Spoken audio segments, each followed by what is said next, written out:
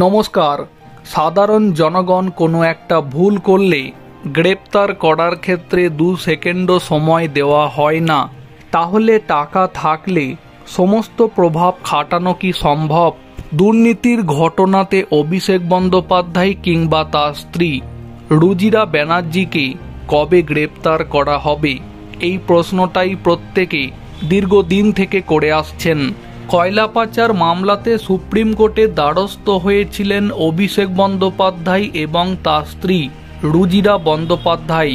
তবে হাইকোর্টের পরে সর্বোচ্চ আদালতেও খারিজ করা হয়েছে তাদের আবেদন।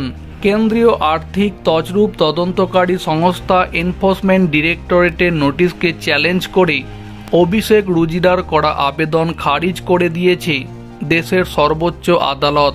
কয়লা পাচার মামলায় নয়াদিল্লিতে ইডি দপ্তরে হাজিরা দেওয়ার নির্দেশ দিয়ে সমন পাঠানো হয়েছিল অভিষেক এবং রুজিরাকে। তদন্তকারী সংস্থা এনফোর্সমেন্ট ডিরেক্টরেট অভিষেক এবং রুজিরাকে তলব করেছিল দিল্লিতে। ইডির তলবকে চ্যালেঞ্জ করে সুপ্রিম কোর্টের দ্বারস্থ হয়েছিলেন তারা, তবে সুরাহা হলো না।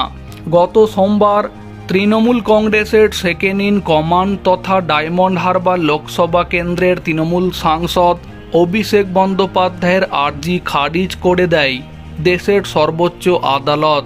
তবে এই দিন ফের অভিষেক বন্দ্যোপাধ্যায়ের হয়ে লড়াই করেছিল আইনজীবী কপিল সিব্বল, মনু সিংভির মতো আইনজীবীরা।